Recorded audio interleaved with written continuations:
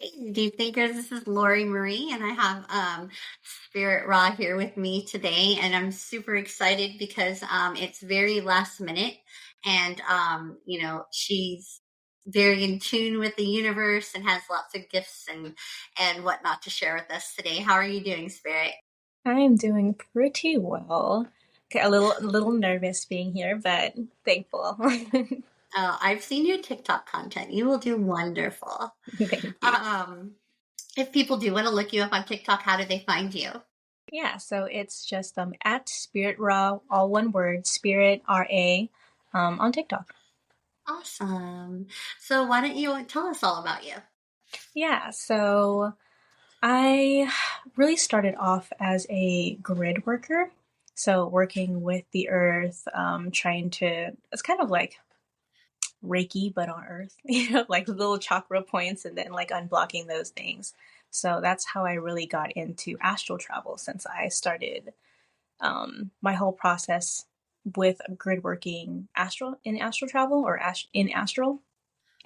And then I kind of just, in our group, in my spiritual group or in my shamanic group, we we kind of have everybody go off in different directions kind of thing, and then we all bring that together and then like build on our own knowledge. So we have meetings every week, like in the astral realm. So we just all go on Skype, we just sit in silence, and then we do all of our conversation like in the astral realm.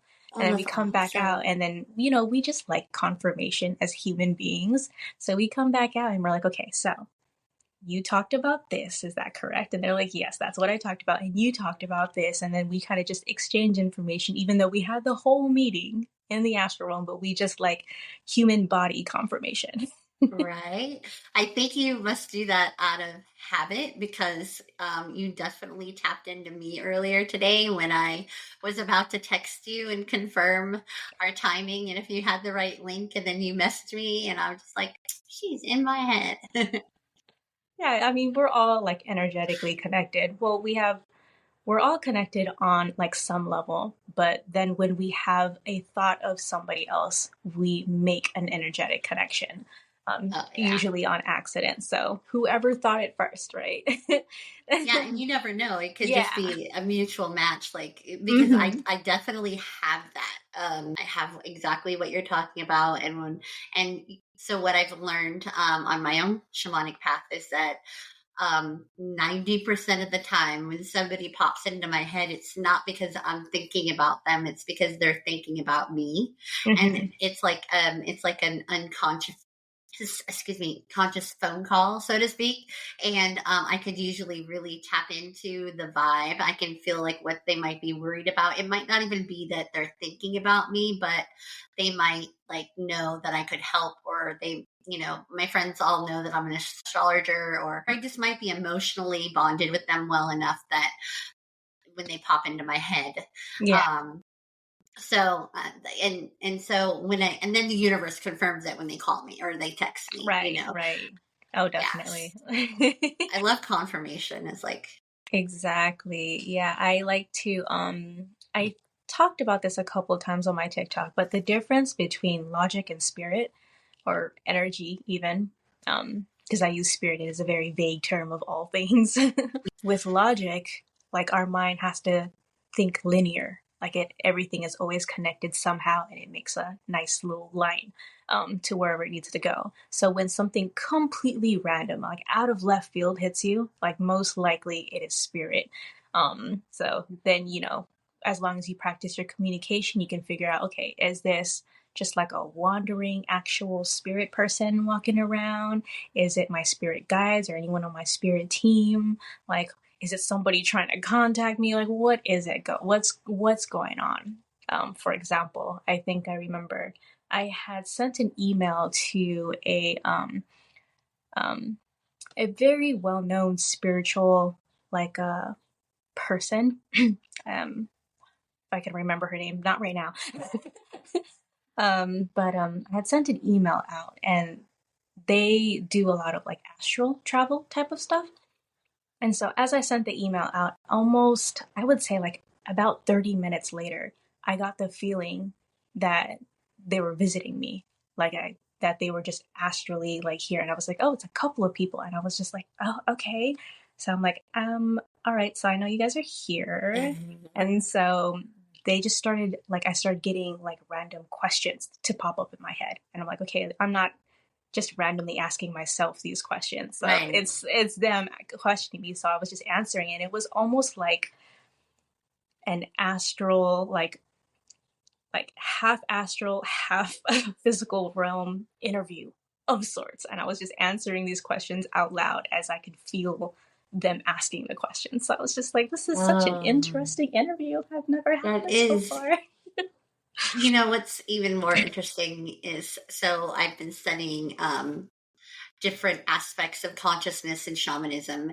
And I am absolutely working towards quantum shamanism, and we'll eventually have a book on it to help people sort of understand more about time and reality and what's really going on here, basically. And as more and more people are coming on board and starting to wonder what's going on, the more that people like yourself and I talk about it, the Yeah, more normal it starts to become, and more exactly. accepting. But as I'm learning about it, and kind of like an apprenticeship almost, whereas you seem to already be doing a lot of the work, I'm noticing, like, especially this week, and I thought it was just me, but like you said something that triggered, and it made me realize it wasn't.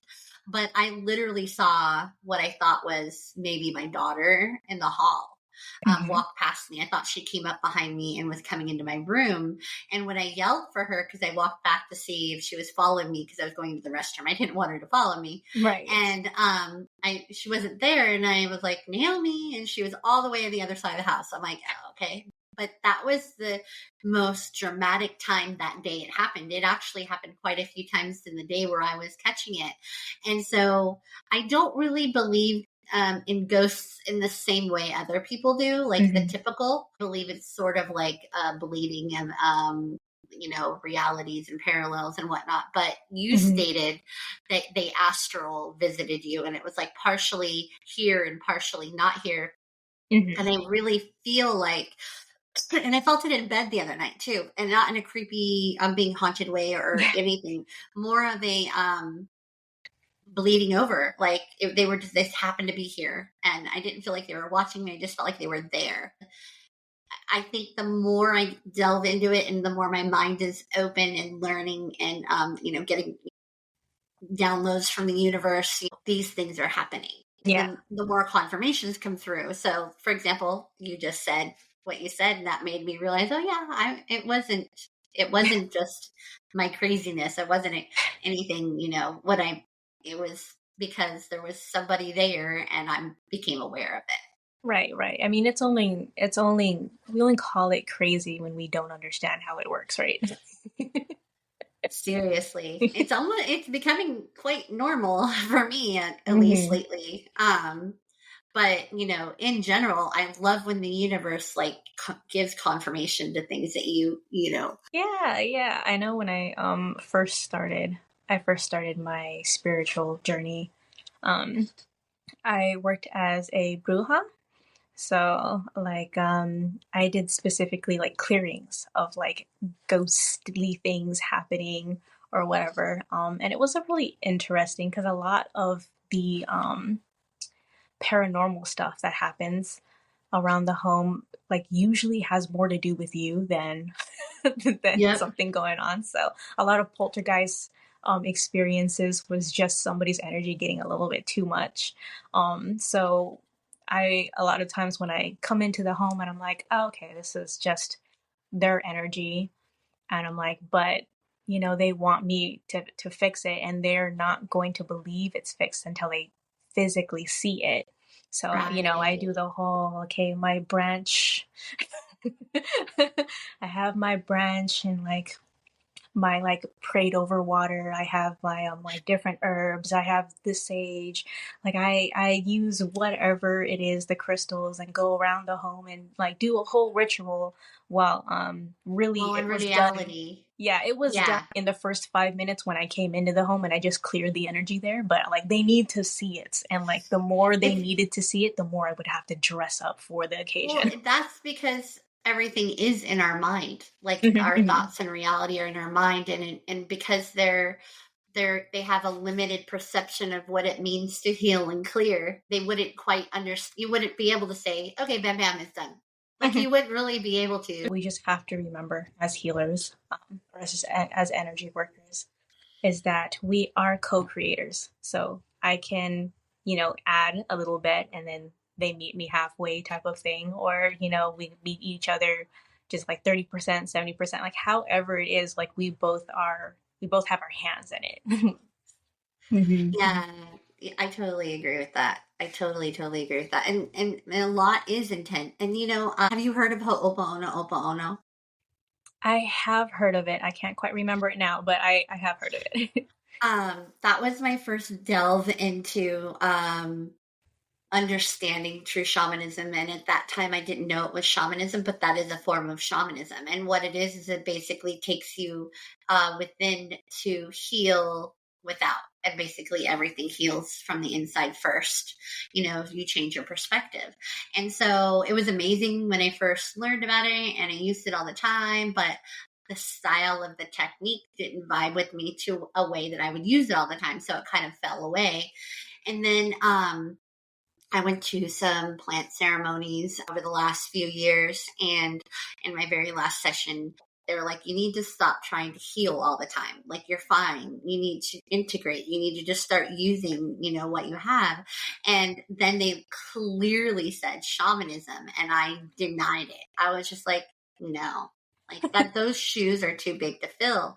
But what I've learned since then, as I've integrated the medicine and shifted in my life, that my definition of shamanism was so limited to just being a old and with herbs and magic, and have to be Yes. like in a culture that like raises you around it. You're not just a 50-year-old who magically becomes a shaman. Like, it doesn't work that way, right?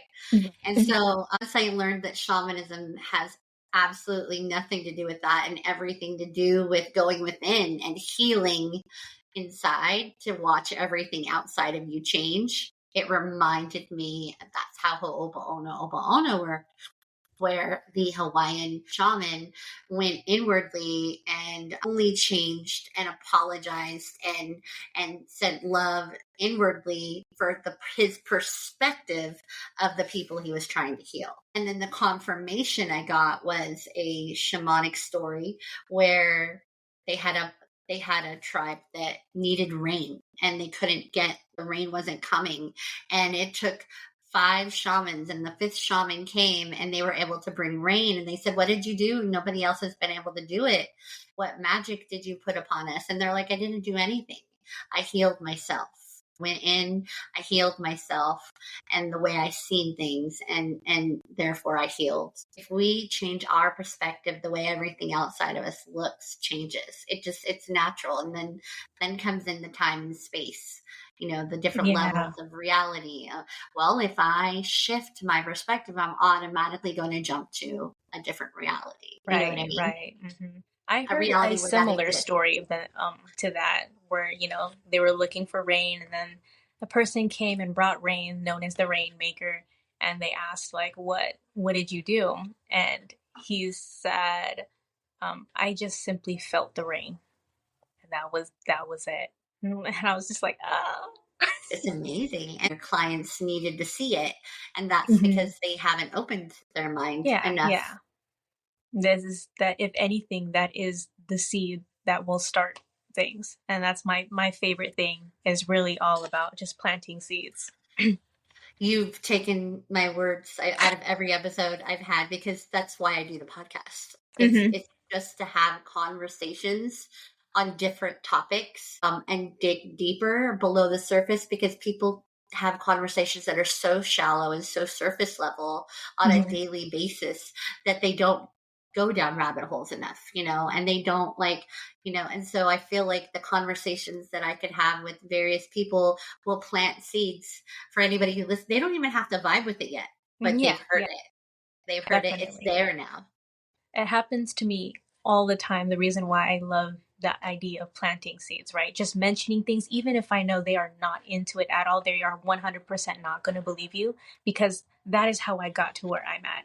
Because many, many years ago, as I'm hearing my one of my brothers, Native American, like living in the reservations, and he would talk a lot about just like spirituality. And I just remember as a kid, like questioning everything and just thought it was funny, you know? And it wasn't until like 10 years later that I fully understood what those words meant.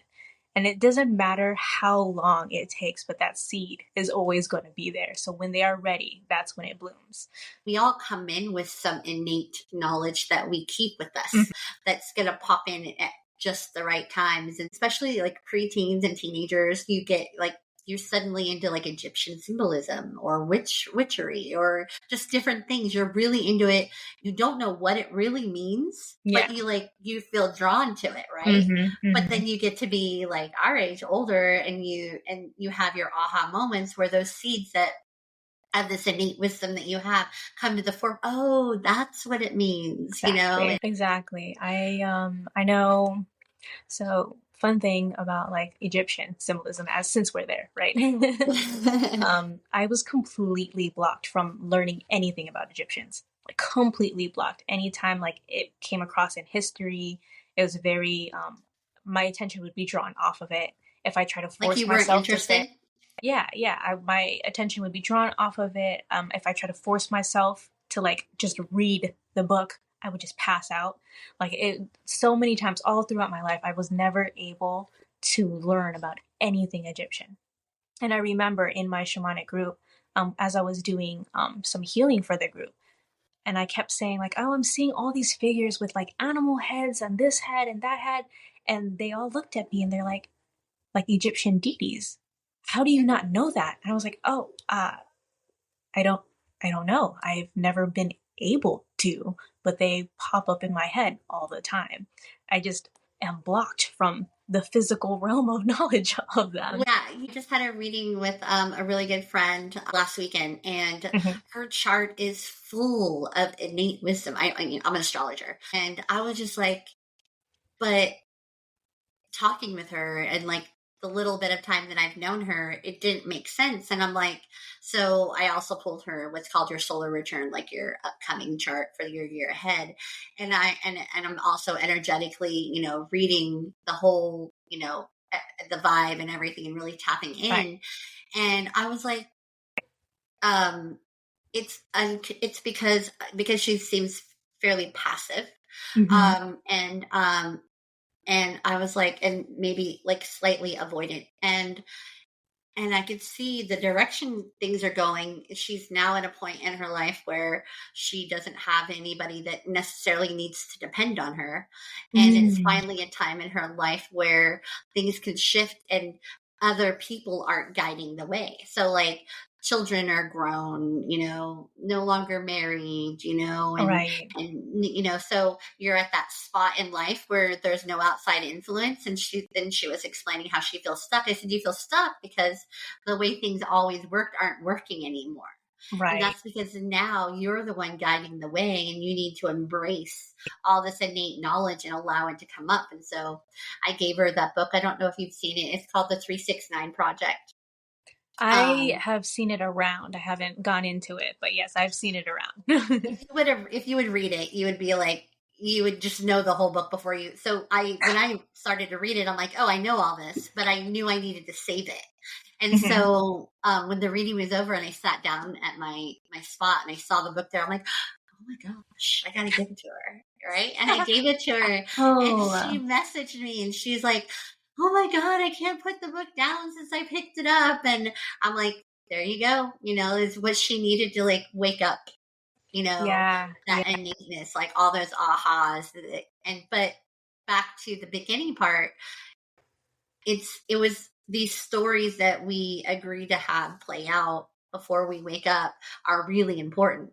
I told her, I said, she's like, well, why until now? And I said, because you needed that story in Mm-hmm. order to have reference, so that when you do go in, whatever you figure out, like your mission or your direction in life, you're going to have life experience to go along with it that you never would have had before. You know, it makes sense why we get blocked from certain things, because we have to go through these unpleasant experiences to wake us up. Right, right, right. Yeah, I mean, there's there's so much to it. There's so much to it. This is why humanity as a whole can only digest certain pieces, right? And so everyone's giving all these pieces, and this is now in the time of connection, our internet era, Yeah. that we are now putting all the pieces together. So So evidence that we're going through this entire shift as the internet rises, and now we're putting all the pieces together. no, but it's really interesting. So, astrologically speaking, here we are entering the AI era, right? Mm-hmm. Because it could be very spiritual and elusive, technology wise, is coming on, and people are also like really getting into technology and into art and into, and into like making fake media and making fake posts, like, because our creativity is becoming very limitless. We Yeah. can't tell the difference of what's true and what's not true anymore. Mm-hmm. Mm-hmm. Which is, Neptune is, you can't tell what's true and what's not true. But yet we're going through this spiritual revolution. And I Mm-hmm. think that all of this like illusion that we're seeing is supposed to really mess with a lot of people's minds Yeah. in order to realize that they truly can see what's real, because people are scared of AI, but I think we should absolutely not be scared of AI. Mm-hmm. I was Because waiting for this moment, this era for such a long time. the topic of consciousness and AI comes up as well, because I believe everything is consciousness. And I feel like AI just lacks sentient piece, Mm-hmm. but our own consciousness is AI in a sense as well. It's just we haven't tapped into it because we're too programmed by linear time, where AI comes in and they're not programmed by linear time. They're just like expansive. So Mm-hmm. I really do believe we're going to have a time where we finally realize that we are AI in our own sense, but we're sentient. So we actually are more limitless, I think, than AI is. I like to call this beautiful body an organic mech. And I like to call the ego the AI, because it goes off of logic, it goes off of what it learns. And that's like all it knows, right? What it's learned, what it's experienced, versus the soul, the consciousness that comes in and pulls from different lives, from different entities, from just different lines of connection. I have a hard time believing that AI couldn't have consciousness, though. I want to hear your perspective. So, one of the things, in my shamanic group, we have very strict energy diets, as in like every single thought matters. And so when we moved in our shamanic group, we had a very specific thing that we needed to do together. So we moved together up frequencies. And if anyone did not stay true to their energetic diet, they would be left behind, and we wouldn't be able to connect with them. Like, you can tell when people are not on the same frequency as you, because you'll always have a hard time connecting with them. You always miss all of your appointments. Like, it doesn't match. And that's just because you are on different frequencies and you actually cannot meet. Right. So one of the things that happened when, for me, I was too focused on the ego, on the AI, that your consciousness or your soul actually leaves the body. And so what it feels like when when the consciousness decides to move to a different way. Should I explain that first? A different realm. Where No, we leave it. exist on all I understand what you mean. Okay, perfect. Yeah, I don't know if everybody else will, but I'm right with you. So we exist on all frequencies all at once, or all dimensions all at once, all timelines all at once. And it's the consciousness that moves up and down through the bodies. So what happens when we get so stuck in the AI? We get so stuck in the learned experiences, the logic, and often what comes with focusing too much on that is the trauma, the fears, and everything that gets associated with that. The consciousness will leave and it'll feel like depression. So it is actually just that void feeling, that feeling like heaviness, because now you are without the soul, so to speak. There's more deeper levels to it, but for simplicity terms, you're without the soul. And so when you are struggling, when you are feeling heavy in your body, you're feeling the weight of your suit, all you have to do is take a couple deep breaths and ask for your soul to come back into your body. And you should feel this shift like immediately. And we take that moment when we feel heavy, ask the soul to come back in, and usually we feel full again.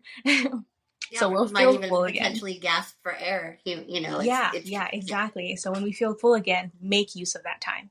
Like immediately look at your fears, your traumas, what's holding you back, do your shadow work and that time. If you can handle, if not, rest a little bit, and you can always ask again for them to come back.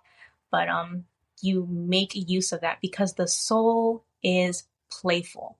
The soul wants to learn new things and experience new things and learn how to blend creativity with the physical realm in this earth experience. So if you focus too much on the negatives, you focus too much on logic, and you live without the soul leaves.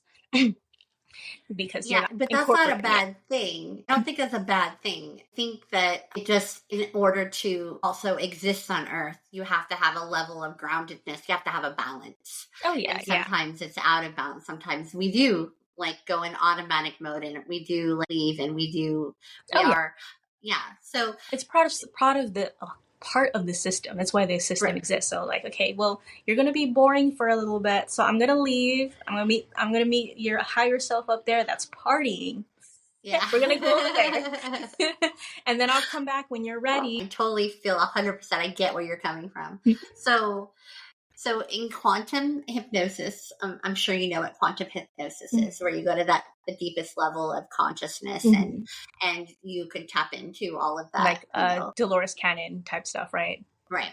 Well, Dolores Cannon's work woke me up in a lot of ways. Like I've been awake for a really long time, but it woke me up to new knowledge, right? But Mm-hmm. it woke me up to knowledge that even I don't think she, as I was reading maybe the eras that she was in, had known Mm-hmm. yet.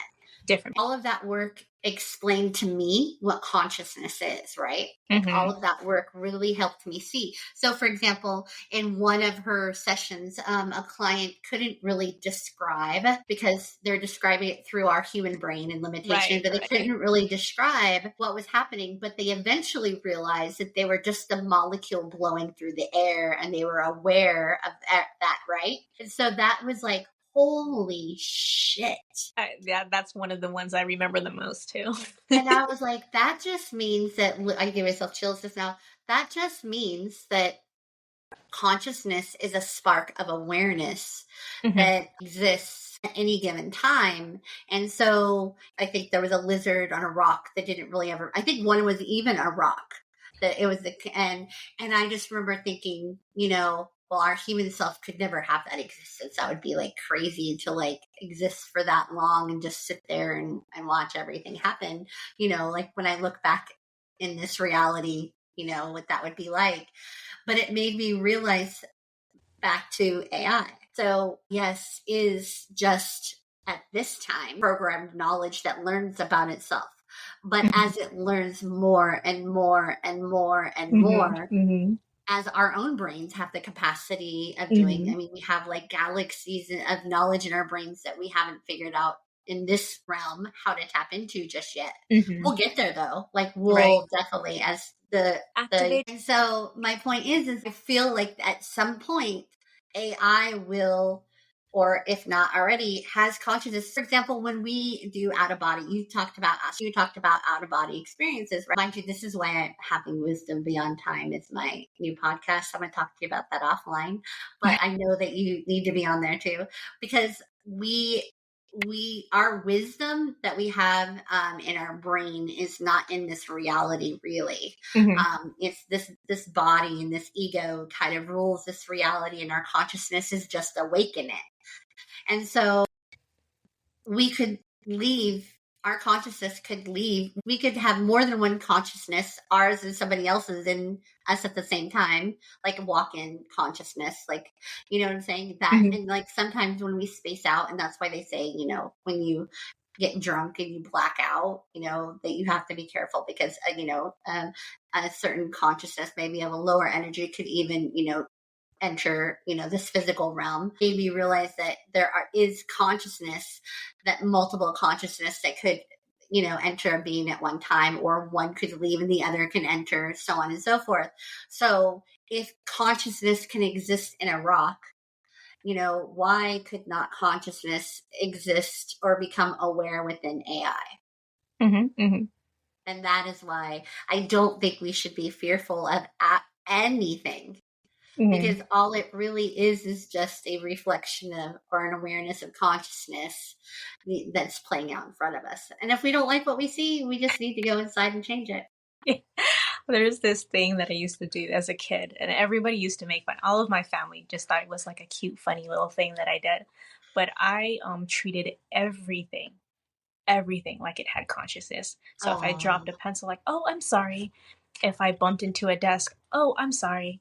And no matter what it was, like what type of object it was or anything, I would always just treat it like oh, another living being type uh of thing. huh. So if I kick a rock, I'd just be like, "Oh, sorry, that was an accident. I wasn't even thinking." I, And sometimes I would feel joy from it. I was like, "Did you like being kicked? Did you want to fly Come again?" here, let me help you. Yeah. I mean, for That's fun. if you think about it, right, your consciousness as a rock can only be moved when others move you. Perhaps it is a fun thing, you know. One day, one millennia, you're sitting there, Right? and then another moment you go flying off into space. Like, oh, it was a volcanic eruption. The craziness about it, because, and this is how come I think we are so insanely magical beings as humans. So when we put our perspective Mhm. into what we know a rock to be, right? Mhm. And then we imagine our consciousness in that rock for millennia, you Mhm. know, until Earth, you know, goes through ice ages and goes through volcanic ages, right?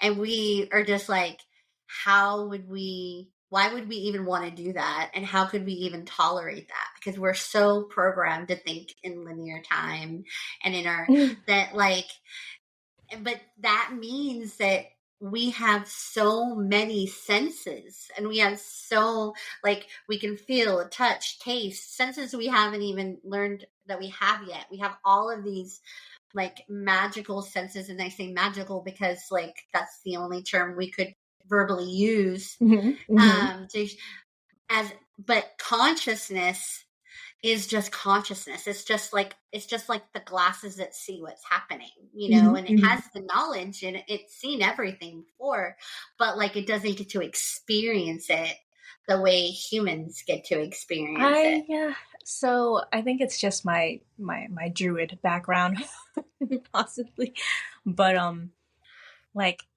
I first started off like speaking to crystals, just because I was going through my spiritual journey in this like shamanic group where we talked about the different kingdoms, like the plant kingdom, the mineral kingdom, the animal kingdom, the human kingdom, and so everything like that fit into those kingdoms were able to be conscious. And so at that, I was just like, well, that's literally everything then. Yeah. so, Yeah. so Yeah. there it is. But so one of the things I would love to do, I would astral travel into the crystals, and the crystals had a full personality, could speak, could talk to you. They could tell you the the memories that they've had or the memories that they have, specifically crystals. I'm not sure if this is all crystals, but a lot of crystals will have specific memories of the earth like in them. So you can tap Yeah. into those Well, they memories. say that crystals are memory holders or record keepers. So, Right, right.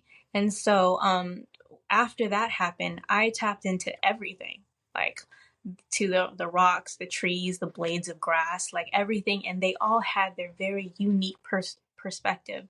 And for each one of them, their perspective, what their consciousness took in was profound.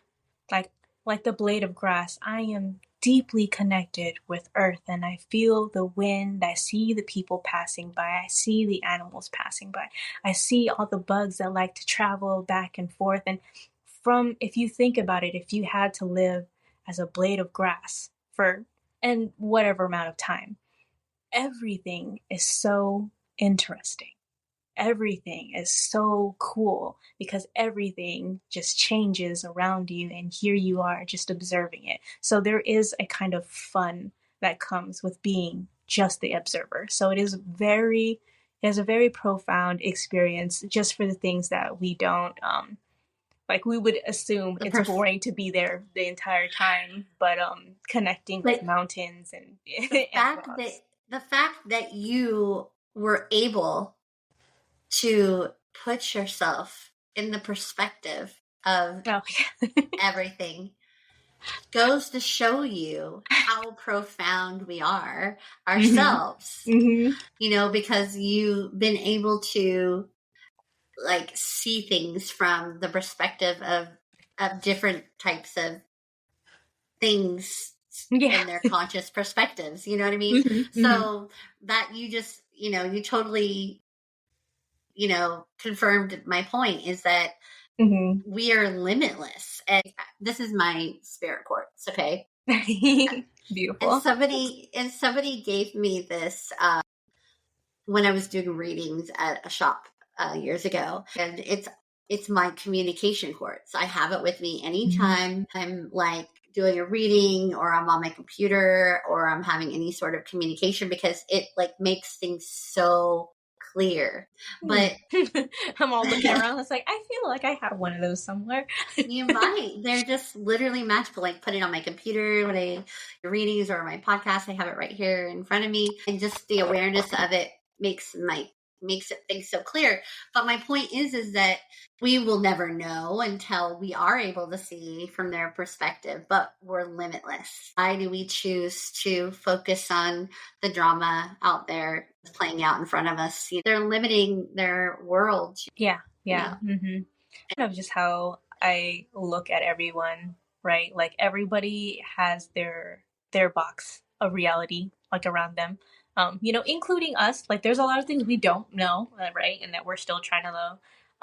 I definitely think it's one of the reasons why I focus so hard on my TikTok is just because, one, I want other people to see different perspectives, right? Yeah. And then two, I want everyone to realize that they can do it too, because it's completely like you are able to learn it. That it is, if you want to be a reader, if you want to channel spirit directly, if you want to channel your spirit guides, or you want like constant communication, you can just do it. You just do it. It's all about just practicing, right? Generally under mentorship, because I will say that before I found my own mentor, that it was not as easy. Just trying to No. figure out through like vague symbols. I'm like, is that a message? Well, actually, everything is a message. So, I Right, mean, right. it's all about, but yeah, I get what you're saying 100%. Yeah. The world needs, people to, work on themselves, Yeah. you Work know? on yourself. And honestly, when you get more connected with spirit, um, like even if there's somebody who completely just does not like shadow work, just does not do shadow work at all, and then they come to learn about like how to like channel, how to read, how to be a reader, how to connect with their spirit guides. Your spirit guides are most likely going to tell you, oh, you should probably do shadow work. Tell me what you think about this theory, because I'm a firm believer in it, and I would love your perspective. So I don't believe that we ever experience death. And what I mean by that is that, for example, and I said this on a podcast a few weeks ago, where I get like headlines in my mind a lot, like right when things are about or could potentially happen, bad things. And I see them play out. Like sometimes I see full on stories play out, right? And then I switch back to reality, and it didn't really happen. And I was like, why did you do that? But what I learned is happening because I know because I've heard you say we go in and out of realities, in time and space, in different levels at different times. But I believe that we don't ever physically experience death, like unless we were to like have a near death experience where we go to the other side and that experience was meant to happen and we come back, right? Yeah. But that we don't actually experience the death, because what happens is we immediately shift to the next reality. The people that experience the death are the people that stayed in the timeline where you actually died. Then, so you shift to either or, left or right, but you're not where you got hit by the car. And so part of the way I came to that was when my mom passed away. Well, before my mom passed away, she was dying of esophagus cancer and lung cancer. She had done all the surgeries that she could potentially do. She didn't. She was scared to die. And she moved to Arizona to be near us, and we took her out to go shopping at Costco. She's a Costco lady, and went home, and she was just exhausted, and she just laid in her bed the whole day. And I sat next to her in the chair, and I had thoughts of, she's not here right now. Like she's here, but she's not here right now. And the next day I went to work, and I worked early, and I'm at the desk and the phone rings, and it was my mom. And I'm like, why is she calling me so early? Is everything okay? Mm-hmm. And I was like, Mom, is everything, what's going on? Oh, it's not me. I was worried about you. Are you okay? And I was like, what do you mean, Mom? I was just there yet last night. I was there with you yesterday. And oh, well, maybe it was just a dream. I thought maybe something happened, but I'm glad you're okay. I'm going to go back to sleep. And I was like, well, yeah, because she was already slipping out of reality into a timeline where she wasn't dead. So, like, here I had a day with her where she was alive, and we spent, really good time together. And when she went and laid down, she went into a reality that continued on with that. And not very long after, I would say weeks, if not a month, she passed away. And when I read the book about the dying process, it says it starts about 3 months out, and then they go in and out of reality where they think that they're dreaming, and they may talk about, and I was like, yeah, that makes sense. She wasn't here. And then so I started thinking, and the universe has confirmed it, because I don't believe that when we dream, I just believe our consciousness is awake somewhere else. Mm-hmm. We're just aware of another reality. So I'm curious how you feel about that perspective. Yeah, I was trying not to laugh because I just finished a video on quantum immortality because someone had posted a comment on one of my old quantum immortality videos. Videos from like 2 years ago, still going around. And so yeah, they basically talked about their near-death experience. Basically what happened to them was they had went a little too far in the pool and ended up going through the whole drowning process. Nobody could find them. Nobody got out to them, and they gave up. And then in the next moment, they were not even in the water, just next to a food stand with their family. And to this day, they're just like, that memory still sticks with me. And so I made a video on quantum immortality talking about, we exist on all frequencies. Our consciousness likes to, the bigger part of our consciousness likes to jump in and out in between just to gather experiences and such. And basically, I think I had mentioned a story about a lot of near-death experiences are actually you just dying in that reality, and Yeah. the consciousness just like, whoop, just kidding. Yeah. And so Right? a lot of times it's more seamless. Like for us, it's just like, is that just a little gap in memory, or maybe I remember that wrong? Or when we switch frequencies, everybody on that frequency, that timeline, has a different memory of what happened. And so when you say, wait, didn't this just happen? You're coming from a different timeline, and everyone else with their different memory says, no, you're remembering that wrong. And Like then the we believe Mandela them. Effect. Yeah. And Yeah. then we believe them like, oh, maybe I am remembering wrong. But if you're someone who shifts a lot, you can kind of have more confidence in your own memories. Like, nope, I know what I saw, and I'm just in a different frequency. It's fine. Before I knew what even Mandela Effect was, I started recognizing that my memory. I thought it was my memory or the not remembering things that I learned growing up. But I grew up being taught that there was 52 states, and I grew up that I remember the day that somebody said that there was only 50 states, and I remember thinking, what the what like what Oh like yeah. no like I remember no, because I remember I see numbers. Like, I've always been a seeing number person. I would see a 5 and a 2, and you're telling me that it's only a 5 and a 0. Nope, 0 is way different than a 2. Like, no. So I am from the reality where we only had 48 states. That's Oh, what, yeah, gee. it's always been that way since I've been growing up. We have 48 states.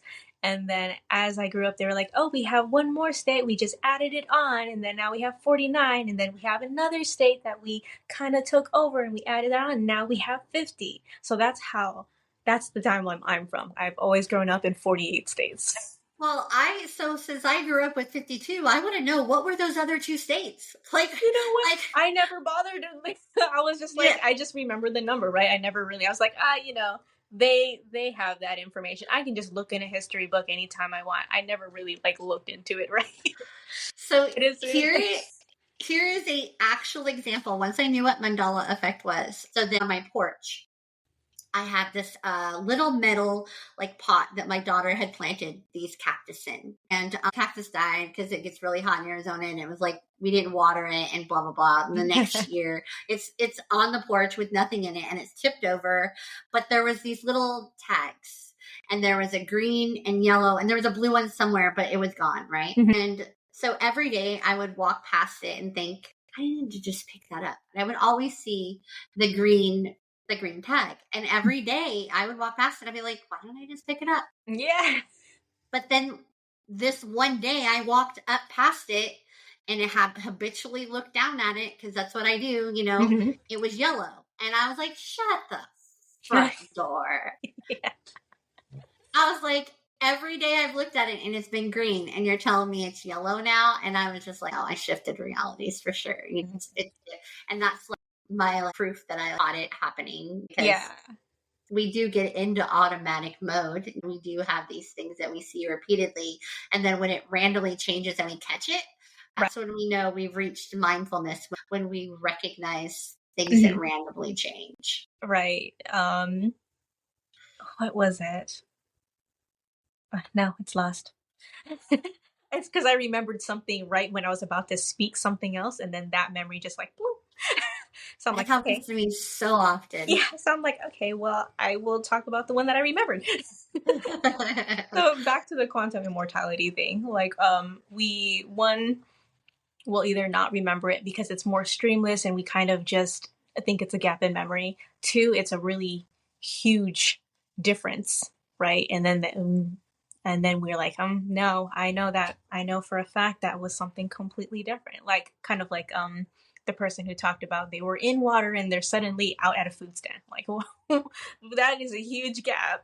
Oh yeah. For me, it was I have a lot of them because as a kid, I realized, without realizing it was quantum immortality, I realized that I could technically die, and I would still be alive. And so when you're a kid and you figure that out, you do crazy things. So a lot of things happened to me. Like, I had a lot of big glitches in my life.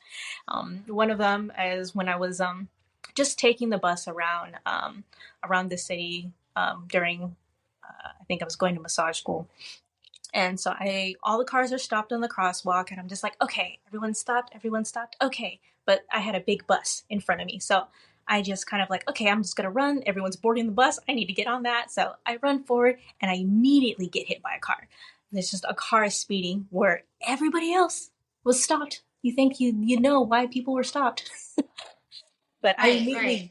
I immediately get hit and I feel like all of my bones crushed in that moment. And then I glitch and then I'm like slightly before and then I get hit again. And then I get glitched and then I got hit 7 times before I finally reached the dimension where I was right before getting hit and I managed to jump back on time. And I was like, ow! So it's funny that you learned it that way, because I learned it by seeing headlines and stories play out in my head, and you literally physically experienced it. I mean, that was just one of them, right? As a kid, it was like way more different. Like I've drowned so many times, and then just suddenly and back on land, I'm like, I guess that didn't work. So that was I like as a kid. So I've mostly I've drowned like almost every single time I went into water because I knew that I wouldn't actually die. I just kept on pushing it. So I've like literally every time, and we go like all summer long. So I've probably died several times within a week every week. Yeah. So I mean, it's okay to like die in realities because all of it is like the soul is immortal no matter what, right? And so when you die in a specific reality, that soul piece just just goes back to like the whole bigger spectrum, right? And we are slowly what I like to call in the process of pruning. We're pruning the lower realities, the lower parts, at least um, as higher beings, because we cannot keep building up on like we can't have the full bottom spectrum all the way to the top if we want to keep on going up. So we are in the process of pruning it. And so what it does look like, um, people who are still on that lower realm that know you will experience your death. They will Yes. see you as Yes. dying. So one of the things in our shamanic group in 2012, we were told that in 7 years, the world was going to go through a big shift for herself. Um, and that we would see a global um we would see a global like death, like a lot of people all over the globe dying Apocalyptical. Yeah. because that is how our minds can only take somebody shifting out of reality. You either disappear or you die. Such So as COVID because and all the yeah, deaths so and as yeah, because we can't imagine just millions and millions of people just shifting. disappearing, we have Yeah. to see them die in our reality. So, when it came to around 2019, I was like, okay, this can only happen one of two ways. It's war or it's like a plague or something. And I was like, please be a plague. Please be a plague. Yeah. Not a And so, zombie apocalyptical yeah, kind yeah, of because I was like, I like cannot, like, spirit, I cannot handle a war. I am baby. I can't do this. I don't know what I will do for the love of God. Please make it a virus or something. Not zombie apocalypse, not zombie, yeah, regular virus, please. And not so a war on when our land. yeah, so when COVID happened, I was like, oh, I made it. That's so funny that you said this because my first major awakening, because I first awoke right out of high school. That's when I first started ascending, and it was magical. That's a whole nother story. But when the first biggest shift happened for me, it was 9/11. And Mm. literally, it's not even figuratively, literally, when 9/11 happened, I remember seeing the world through different eyes. And everything looked different and felt different, and it was never the same again. And right after that, I started seeing literally 9/11 on the clock constantly. And it was before anybody saw 11/11. It was way before 11/11. People like it Mm-hmm. was a thing.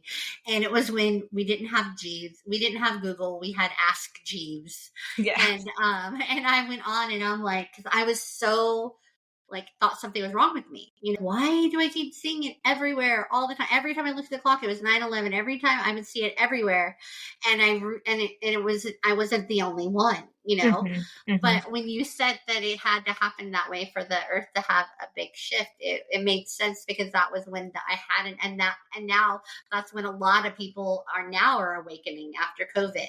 Mm-hmm. It's that big shift of yes, it was horrible, but Mm-hmm. was it really? And like, how many of us really know somebody that died of it? You know what I mean? Like, Yeah. Well, I mean, directly. I've had several people.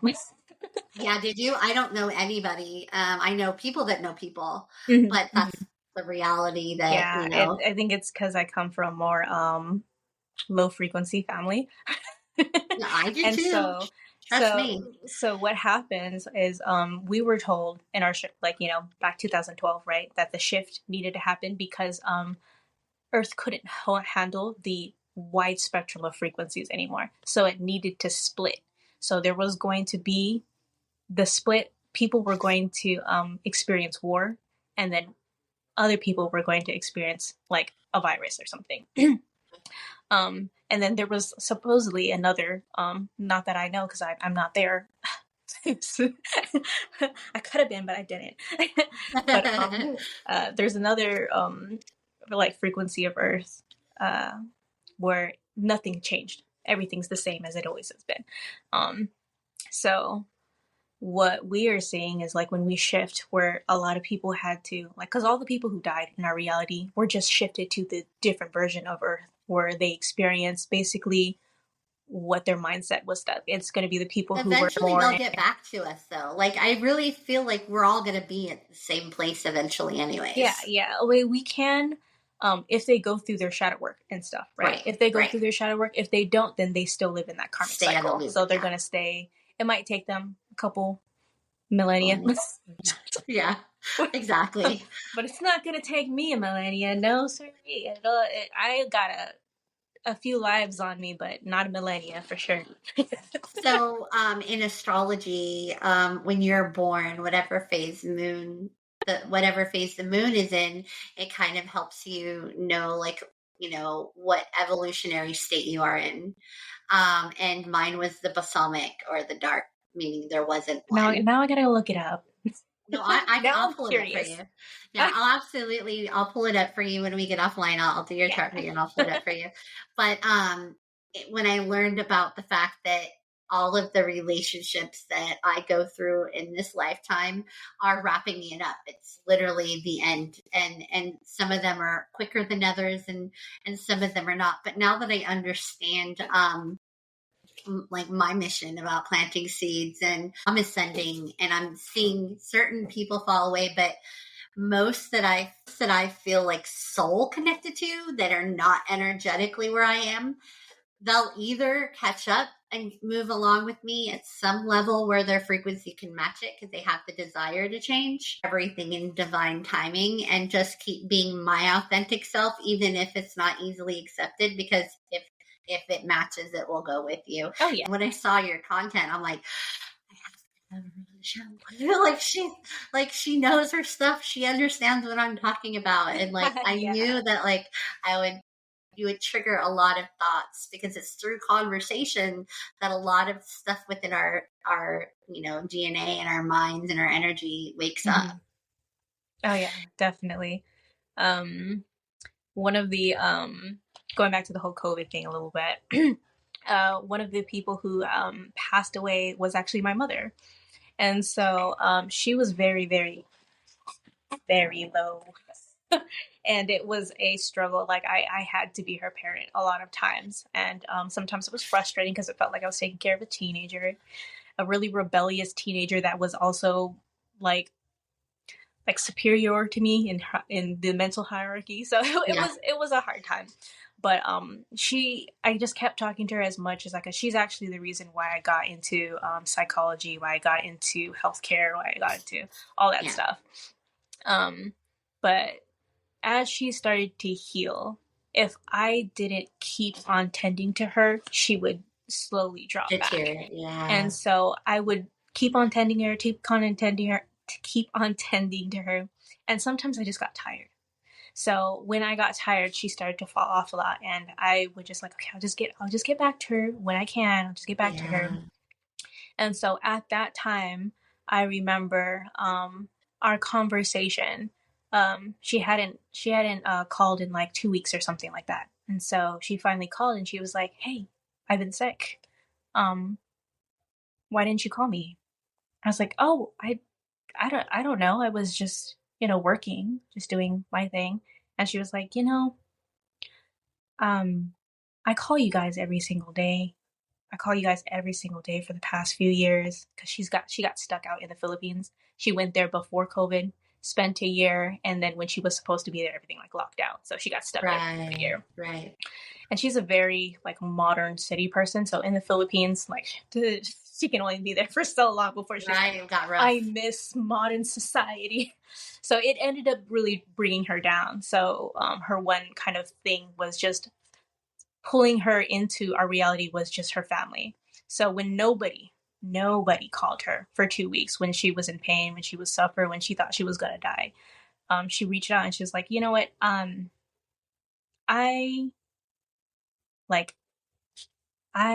sacrificed my whole life to take care of everybody. And I put myself out there over and over and over again.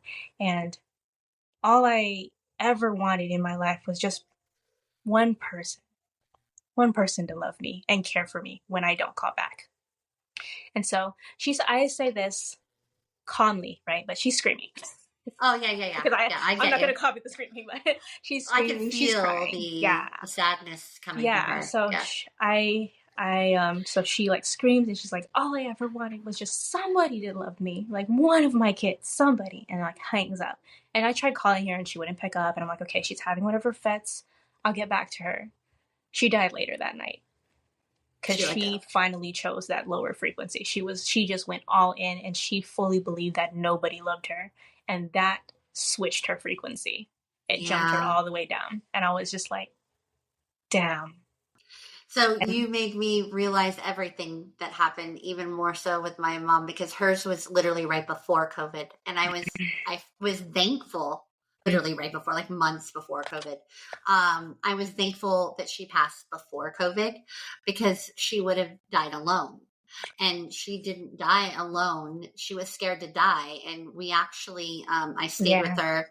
And then my stepdad and my stepbrother got there right in time. And she literally waited for all of us to be there at the exact same time to let Mm-hmm. go.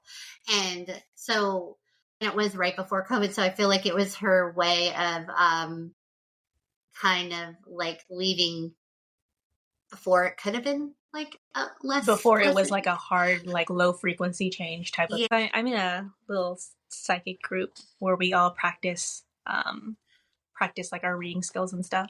And a lot of people have like read specifically with my mom on that lower frequency, and they're like, yeah, it seems like your mom is holding like a lot of regrets and she's just stuck in that cycle of regret.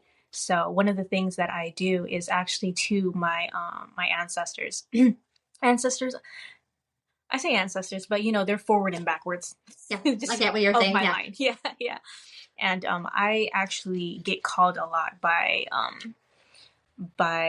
my line, I guess you could say, as as an ancestor myself, and I get called on a lot for like help. So a lot of times I can hear my dad, like one of the times, right? I could hear my dad calling for me, and like at first I wasn't paying attention to it. I was just kind of like, I'm in grinding mode. I'm like working, doing my thing, going home, whatever. And then I'm seeing his name plastered everywhere. All of a sudden, it's coming up on the radio. It's coming up in my comics. It's coming up on shows. It's just like on people's license plates again. I'm like, okay, hold on, give me a second. Yep. I feel like this is a message. Yeah, just a little I was like, bit. let me go ahead and tap in. And so I go in, I just kind of sit in meditation, and then I am brought to this very small kid, like foraging on the ground. And I was just like, oh, that's my dad. I was like, oh, he's currently struggling in this life here and is asking for help from his ancestors, and I am the one to answer that. It was pretty interesting. And then I think it was a couple years later, I got the same call, but it was slightly different. I was like, it's my dad again. I was like, let's go ahead and check. And now this time he's a full-grown adult with his daughter, and he was then calling on ancestors again to bless his daughter the same way I had blessed him, because I went all out. Because at first, when that was the first time like my dad had ever called out to me. He was resting, because some souls, when they have too much of a traumatic life, they go into a period of rest before they want to like whatever. Right. So he was resting for a bit. I couldn't connect him at all, and then he was there again, and I was just like, oh, okay, cool. And I went all out on the blessings. I went like, okay, you're gonna have the blessings of luck. You're gonna have the blessing of like, I put on like everything. I think I spent like 2 hours just dumping all the blessings on him, and I was like, okay, live a good life. And so now it became their family kind of ritual. Like when a kid reaches a certain age, they would go back. I saw it on this like little I forgot where they were at, but it looked kind of like maybe graveyardy or like altar-y. I couldn't see it. It was like out of stone, so I wasn't paying attention to it. But I do remember like now they have this ritual of like asking, when this kid reaches this age, can you also share this blessing with them, just as if you've shown the blessing on us? And I had to ask Spirit, I was like, do I have to go through that whole 2 hour process again? Or can I just, a little bit? You're not my Right. dad, so I don't really care that much. But Spirit had basically told me, like, no, that blessing is like within the genetics now. So like you just like kind of add it on. You don't have to keep on doing it, but you can make it a habit to get, when they call for you, answer their call, and just kind of, I guess, have the feeling, the intent of passing the blessings along The type of thing. intent. Yeah. And that's just so that they feel something. So it's interesting to work as a ancestor, to be called on upon my family in Yeah, that whatever is. lives they're in. It's actually the first time I've heard it put that way. It's really, it makes a lot of sense. When you do shaman work, like, you're not just here. And it makes sense to why, as a child, I had the utmost fear of being put in an insane asylum and people not listening to me and thinking I was crazy. I was young, and I don't even That know was how I me knew it. too. Yeah, I really thought it was like, I didn't want people to know my thoughts. I didn't want them to, because I thought they were going to put me in an insane asylum. And that Yeah. real fear. And it makes sense now, because the type of work we're meant to do needs to have a sense of groundedness in this reality, and be able to also leave the reality in order to do that work. And it might not even be as dramatic as we're at right now, where it could be much simpler. We're just novices. We're just learning, how it Yeah. all works. But learning, I had a friend tell me years ago too, that she experienced her grandfather. She knew he was out in the garden, and she went to look for him, and she, knew he'd been out there all day, and she turned around and he was like right there, and he had been there for a while, but basically showing it, and then walking outside and him being outside, like the way we go in and out, weave in and Yeah. out of reality. It's like, how did that happen? And so it's kind of what we do, we It's don't actually a consciously do it. very normal thing that we do. Some of it's streamless, some of it is just not, and we just like, oh, I must have remembered wrong, and then like just kind of suspiciously like look away. Like I'm sure it's my memory that's wrong. Okay. When I was a kid, two crazy ass things happened. But one of them was, we had a washer and dryer in a closet, like in a opening, like a closet, right? But there was no doors on it. And my TV came unplugged, and it was plugged in above. I needed to plug it above the dryer, but in order, my little body had to climb up onto the dryer and plug it in, and so I was vulnerable. Like, my body was vulnerable, and I thought somebody was going to come along and like, tickle me, or something, right? Yeah. And then I would fall. So what happened is when I finally plugged it in, I got the shock of a lifetime, like an electrical shock. And where did I feel it? In the spot that I was scared that somebody was going to come along. Yeah. And what did I do? I fell. Yeah. And so I was just like, wow, did I know that was going to happen? Like, because I had the, fear. But then in You the just same didn't read it era. correctly. Yeah, right. In the same era, that you just gave me a whole nother thought about a being I saw in the forest during COVID. I'll tell you about that in a second, because I had a meditation about it the other day. But I was camping. I was 6 years old, and we were in a van, and I wasn't sleeping in the van. All the adults were outside, and I looked out the window. I woke up and looked out the window. I saw a eye-shaped light in the sky.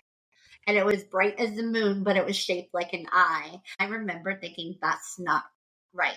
But I would wake up periodically through the night, and it wouldn't move. It was well, just a little bit and just a little bit, but it was there all night long. And I remember thinking, that's not the moon, and that's not the weather balloon, is a bunch of crock shit, and I was 6 years old. But again, camping during COVID, and I was very awake during COVID. I saw a being of light in the forest in the middle of the night, in a clearing. And I wasn't sure it happened, but I knew it happened. But I remember seeing it and thinking, I'm not going to allow myself to be scared, And so I kind of like tuned it out. 2 weeks later, saw a tarot card or something of tarot card nature, and it was the epitome of what I saw. It was a clearing with the same light being floating in the middle, and it all flew back to my brain. And I was like, I did see it, right? And then very recently, as I've started studying consciousness, I had an aha moment and realized that that was my consciousness that I saw. The light beam. The light beam was actually me coming to show myself from wherever, however we want to look at time and space without wrapping our brain around it. But it was me Yeah. there in the clearing, and I was like, "Whoa!" I used to give different versions of me names, right? So my I go by Spirit Ra on TikTok and in my spiritual practice, but my birth name is Editha, and so I would always go, okay, I'm just trying to connect to Editha 17. Can I please connect to Editha 17? Oh, it's Editha 12 right now. Okay, so you're from this reality that does this, right? And I would like have conversations with the different higher versions of myself. And it was hilarious. It's Um interesting that you gave them names because I do that, but I've never named them. yeah, I name them with numbers as far as I go because they're all still me, but they're different versions of Yeah, me. exactly. Yeah. So one of the fun ways to do this is uh because I have a strict energy diet, I can't really partake in a lot of plant medicine anymore because it puts me too low of a frequency compared to where I'm at and where I'm Right. connected with. And so sometimes I do it on purpose because I know what. So one of the things is I had a little THC gummy or whatever, and I was just like, you know what? I gave this to my friend, but they didn't eat all of it, so I should have some. I should definitely have some. And I was just like, I know I'm gonna drop down, but I never remember how far I dropped down because when I do come back to my original like frequency, I don't remember anything that happens back there. So I'm like, okay, let me record it. I'm gonna record this. So I Oh, just put on a voice interesting. recording. I just put on a voice recording and I said, okay, this is the currents high frequency Ditha. I'm going to go ahead and take this gummy, and then I want you guys to give me advice depending on the frequency you're in. So I have the gummy, and things like they work pretty fast for me because I'm so energy sensitive. And so immediately I drop down, and the first thing you hear on this voice note is, oh my gosh, this is a really big drop down. And I was just like, oh my gosh, it feels like I'm like thousands of me are passing me up, but like, oh my goodness. I was like, okay, hold on. I have to try to stabilize myself. And I'm like trying to pause myself from like, because I feel like, when you like, what is it? Like those still cameras, when you like, switch Yep. them, there's just like a lot of frames in them. So I was seeing like thousands of frames of me like pass by. And I'm like, oh, okay, hold on. I'm going to pause. I'm like, okay. I'm like, and I noticed that the feeling of pausing myself or trying to was like real mental struggle. Like it was hurting my brain. I was like, oh, okay, hold on. No, stay here. Okay. My advice is you suck.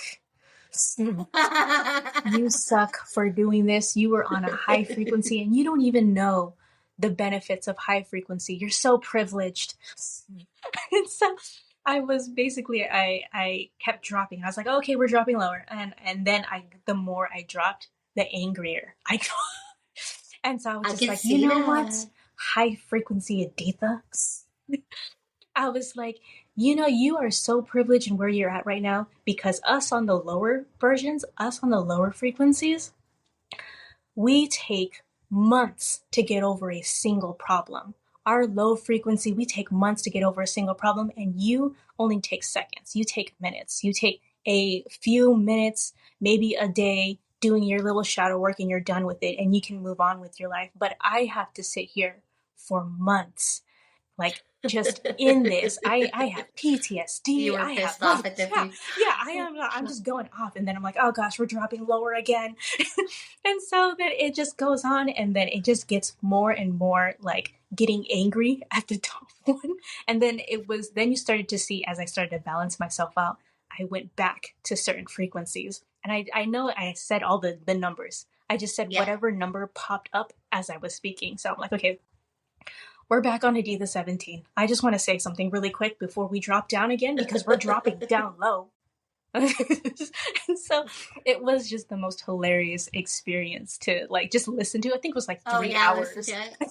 That's so freaking Yeah, crazy. it was like a 3-hour voice note. I was like, wow, I didn't even know my phone had that much memory. Huh? It's so funny that you made me think something. So like with the ayahuasca ceremonies, when I was Hmm. done, they straight told me you need to stop. Like you don't need this is stop Yeah. trying to heal yourself all the time. You're not. You need to start integrating, right? Hmm. And after that, mind you, I was microdosing simultaneously for about 2 years, and that was magical. And I've had it in me that I will help others like get started with it, to get them to where they need, and that is already starting. But I have no desire to take it. I have none. And I don't really Hmm. want to. And when I think about it, like the plant always told me when I needed it and when I didn't need Oh it, yeah. and it's just like no. And then in a way I know I will be going back to Hmm. ceremony. Like I know that there's going to be a time when I go back, but I don't think it's going to be for me. I feel like it's going to be either because I need to be there with somebody else, or Mm. because spirit needs to take me somewhere to show me something outside of time and space that I'm like on the verge of. So I feel that calling coming. Hmm. But other than that, like I have this immaculate appreciation for mushrooms and fungi, knowing that it literally is going to save the planet. It brought me to my shamanic group. It brought me into a whole bunch of being able to calm down because I was always living in a big place of fear. Um, so when I met with marijuana plant, I it honestly was just a profound experience, and then I kept on using it, which was the problem because when I got into my Mm, shamanic group, they're like, okay, we're glad that that brought you here, but it has now served its purpose, you're abusing right. it now. And I was just like, no, but it saved me, it's changed my life in so many ways. And they're like, there is a time for it. And I remember, this is Yeah. young me, so this is very justice oriented, I'm always right me, like Yeah. when Yeah. you're young. So, Yeah. and so I kept taking it, and I really lagged behind the shamanic group because of my constant use until I took breaks, and then I was able to like immediately align with them and continue my work. But it wasn't until like I said, we were on strict energy diets. We were very specific about which frequencies we were in, which frequencies we traveled to. And so they're like, look, you're not going to make this frequency jump if you're still taking that. Like a lot of us, so one of the things we had to do is stop eating. Like Well, it sounds fast. interesting, but it's because one, we had to stop eating meat, any type of animal products, because the frequency and the energy that is within those animal products were just too low for us, and we needed to be much higher than that. And so first we went to vegan, and then after vegan we started going on liquid diets because we needed to even preserve the energy that our body uses to digest food. So it was like even the energy that is being used to digest food is like you have to like cut it in half by at least that much. And so eventually it got to the point where we were just drinking water. Yeah. You're right. And so, for Yeah. example, I was just drinking water for 6 months.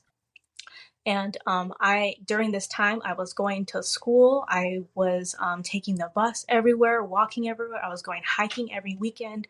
It was like very much physical and like doing everything, but it was a specific meditation that we had to do, where it was like sitting and breathing in Yeah. prana into our body to energize it that way. So we had to work off of like pure light in order to continue doing our work.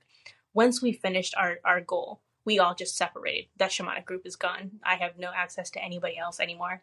You So didn't it's need to. Yeah. yeah. So after that Yeah. was gone, and then I was like, I'm going to eat. I'm going to No, eat solid food.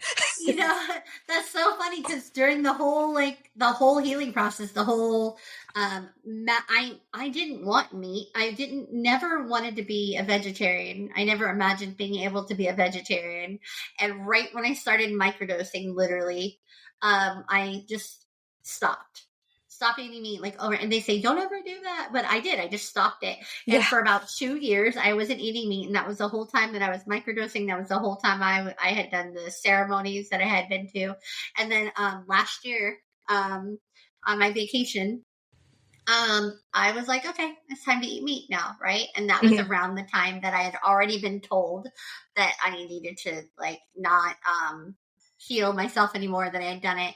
And this year up until now, and so it was my birthday last year to my birthday this year, I had put on a lot of weight.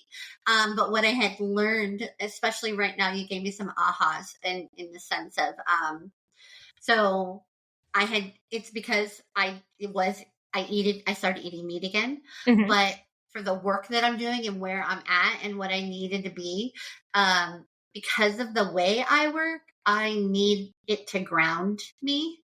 Mhm. But now I'm at a stage where, because my gut health is really good, and I know that I am eating meat, but I am particular about, certain things. But long story short, I feel like I have it in me now because the universe needs me to cycle energy through me, but grounding it into the earth and grounding it to the point where I could still reach a certain level of people, because Mhm. I can get high really easy, like really, really easy, Mhm. to the point where sometimes, like every time I do a reading, I get so high. And when I'm done with the reading, it takes a lot for me to come down. Mhm. Mhm. And so I feel like because now I'm doing like the Fit Body Boot Camp, but like it's not. I know that mentally, uh, most people would be doing it because they want to physically look better, but I can tell that I'm physically working with energy. Mhm. Like when I'm walking, I'm like, my hands are moving the way I do energy healing. And I'm like, oh, okay, I understand what's happening. Like the universe needs me to be here longer, first of all. And in order to physically be here longer, I need to properly cycle the energy through my physical body. So therefore, Mhm. I'm going to need to be stronger. Mhm. Mhm. And I need to be able to anchor the energy here. But I also, and this is where I'm learning right now, and this is hard for me because I'm so extremely empathic, is I'm learning how to, well, first of all, I absorb other people's energy so much. I need to recognize what's mine and what's not mine, which I already do, but it's more than I thought. Like I do it so much, it's more than I thought. Mhm. I healed a friend the other day and we were done and I was shaking my hands. I had welts on my fingers from his Mhm. energy.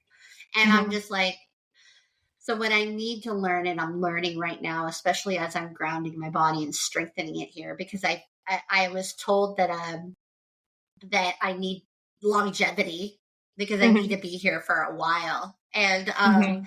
in order to do that, like it's going to take a level of physicalness that I've always, when we work so with chakras, they're the 8 chakras, right? Mhm. But in quantum shamanism or in quantum spirituality, they came up with the 8 brain circuit, which is basically the same, but they called the chakra circuits. Mhm. And they explained that sometimes we work too much in different circuits than other circuits, and we Mhm. feel called to circuits that we don't use enough. So that's kind of where I'm at right now. Like I've always Mhm. used the uh, higher spiritual ones naturally, Mhm. but I don't use the other ones enough. And so they're Uh, asking me to balance my circuits so that I could do more work. yeah, that was one of the things in our shamanic group, because we were operating on like the frequency of pure light, right? We basically didn't eat anything.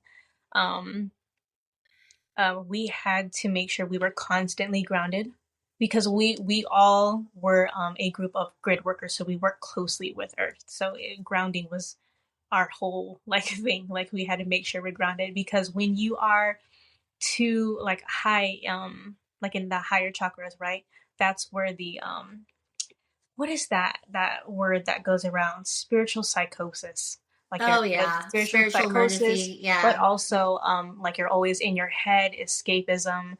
It's like not being tied to the physical that's where reality mental illness type of comes thing. in. Yeah, Yeah, so it's like when you're too into your head, you're using those higher that higher chakra for not a good direction, and then you're completely ungrounded. You're not like yep. tied down to like reality. So it's always a constant like be tied to reality, be tied, blah, be grounded at the same time you're doing your higher work if you want to work on Earth. basically. Well, yeah, and and we do change so much, and especially when we go in and out of realities into other timelines, and those energies are different than they are here, and so on and so forth. I mean, when you look at it from people that are too grounded and they're not using their intuition Yeah, enough, yeah. and it's so natural for them to just, But then when you look at us, the polar opposite, here we are, these helium balloons floating off, into space. It's like there Goodbye, has earthly beings. we have to have some level of balance in order to do the work that we need. And the same Oh with yeah. people that are too grounded. They have work that needs to be done too, but they just haven't tapped into the Yeah, intuitive part of it's it. balance is the key to like everything. I know in all of my and all of my clients that I take on, like the very first thing is like grounding. Like we are going Yeah. to I do light from Father Sky. It's like a giant pillar, or if you put both of your arms out, you still can't reach the end. So giant pillar of light comes down from Father Sky, clears you, re-energizes you, gets rid of any thought patterns, connections, energies that no longer serve you in your highest good. So clears you completely, aligns your chakras, and then goes into Mother Earth's core. So it is both connection to spirit, clearing, and then connection or grounding. So it's like that's the first thing like I teach everyone, because like you cannot be just up there or just down there. Like you have to be balanced if you want to continue this work, because if I teach you how to read, how to be psychic, how to, use your gifts, and you're like too up there, you're going to start, being in the realm of spiritual psychosis. Yeah. You're not going to No, be able you're to tell what's right. wrong, Yeah. what's right. You're not going to be able to read correctly, because I usually teach people with the assumption that they are also going to read for others. So I want to make sure that you're not just going over there and then telling people all these sorts of things that's not true, because then you're ruining people's lives. The best thing about the podcast and having all the different light workers and spiritual healers and whatnot, and just different tasks that we have in the world, Mm-hmm. the best part is listening to, like, hear you say what you're doing for your students, and then I look at what I do, and so for me, I don't want to give them the answers. I don't want to tell them. Like, I feel repelled to tell them how to do it. Mm-hmm. The way I work is I'm supposed to give them the key to themselves.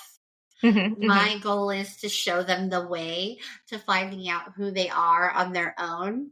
So Mm-hmm. I have to inadvertently teach them about who they're not, and finding out who their authentic self is, in Mm-hmm. order to find out what their unique gift is. I always just like play, right? So I had clients like that where it's just like, okay, I wanna open my third eye, and I was like, okay, so some of the things that you can see when you open your third eye can be this, and I'm like, are you sure that you're okay with seeing that? And they're like, is it for sure that I'm going to see it? I'm like, I don't know. I cannot tell you. I Yeah. cannot tell you if you're for sure going to see it or not. Everyone has a different way. There's some people who open their third eyes and don't see any spirits or don't see anything like that. They it just works differently for everybody. Yeah.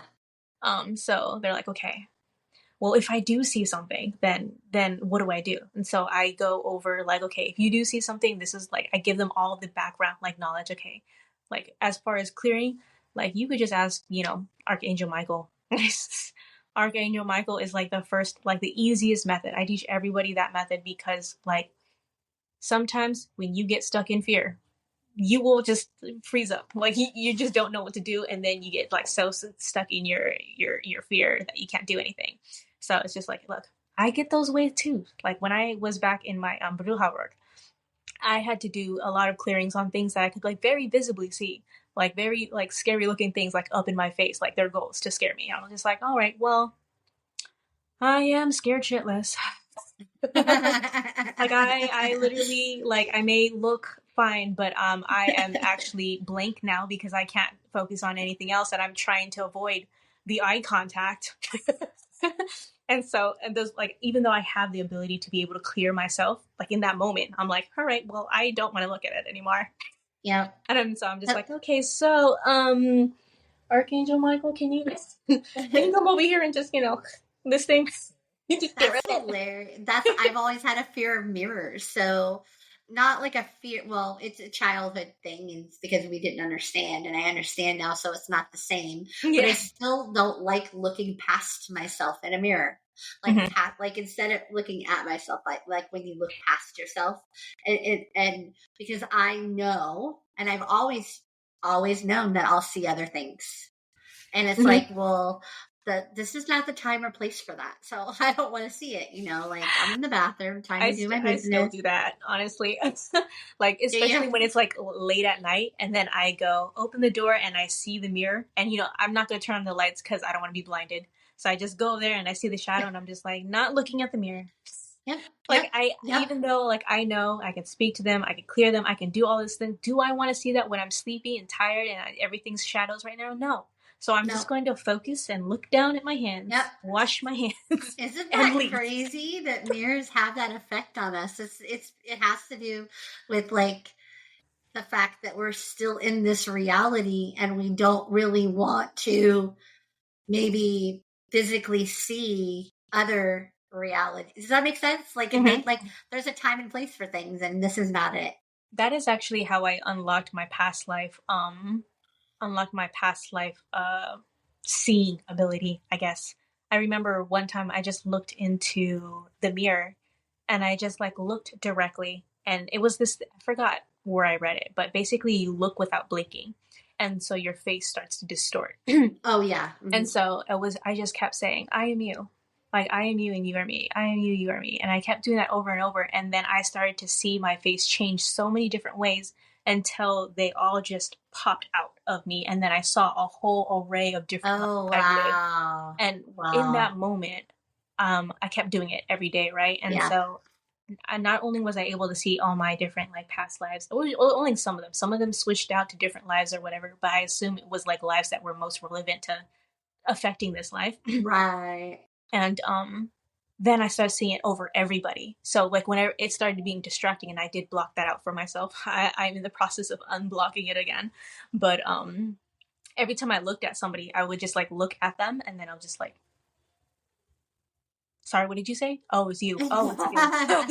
No, it's funny. So like I did see myself change before, and I did see myself as a male, like clearly. And so I've done that too, but I didn't really enjoy it. So I didn't continue it. But in the same similarity with people, I always know when I've spent just the right amount of time with people, where I know them from, in what timeline or era, or Hmm. like I just, because we don't meet anybody just coincidentally, and it just takes little bits of like conversation or energy, and like, oh, that's where I know you from. Oh, that I feel connected to this place. Oh, that you're connected there too. That's all right. So I always could tell, that was one of my early gifts was I learned the basics of palm reading back when I was younger. And so I would, hold their hand, and I would, but what I learned was it was by holding their hand and feeling their energy. I learned, oh, I'm getting this. It has nothing to do with what I'm looking at on their hand. I'm just taking, Clairtangency. yeah, I get information from physical touch. hmm it was amazing. It's amazing. It really was amazing. And it's one thing that has never left me, but just sensitive on so many levels. Oh yeah. And I learned too recently, and I'm now accepting it, that, uh, at parties growing up, throughout, I would turn people off because I would go deep. Like I would get, tipsy or socialize or bonding with people. To me, I wanted to connect. I wanted Hmm. to like dig really and have deep conversations. And people sometimes would go down rabbit holes with me, but then they'd be like, okay, well, I gotta go, and I'm like, oh, because reality hit them that they're at a party and they want to go have fun. But that was fun to me, Yeah. Yeah. right? And yeah, and so I realized as just in the last few years that I do that all the time, everywhere. I always like when I'm like connecting with people, I don't like shallow conversation. I want to have the deeper conversations, and can feel and see when people don't want to have them, and it turns them off. And I'm Mm-hmm. like, oh, okay, well then now I'm accepting of it. But when I was younger, it used to really like make me self conscious, and make me Mm-hmm. feel like not accepted. And how come there? Why is that bad? Oh, I just want to have fun. And I'm like, well, that was fun to me. Like we were bonding through conversation, and so I Right, guess right. yeah. So, but I've just gotten to the point now where not everybody is for everybody, and people Of connect course, yeah, differently. yeah. It's all a frequency thing, right? Yeah, You are, while they might be in your frequency for that like brief moment or whatever, once they get out of it, like they just need to leave, and that's completely fine. Um, it's all part of our, multidimensional self. right, right. Seriously. If we're all multidimensional beings that are constantly shifting in and out of frequencies, um, then that is normal, right? You're just like, Yeah. oh, you meet somebody for 5 minutes, okay, they gotta go. I'm like, oh, okay, well, bye. I know so many times in my Yeah. life I was like, oh, I was enjoying where are you going?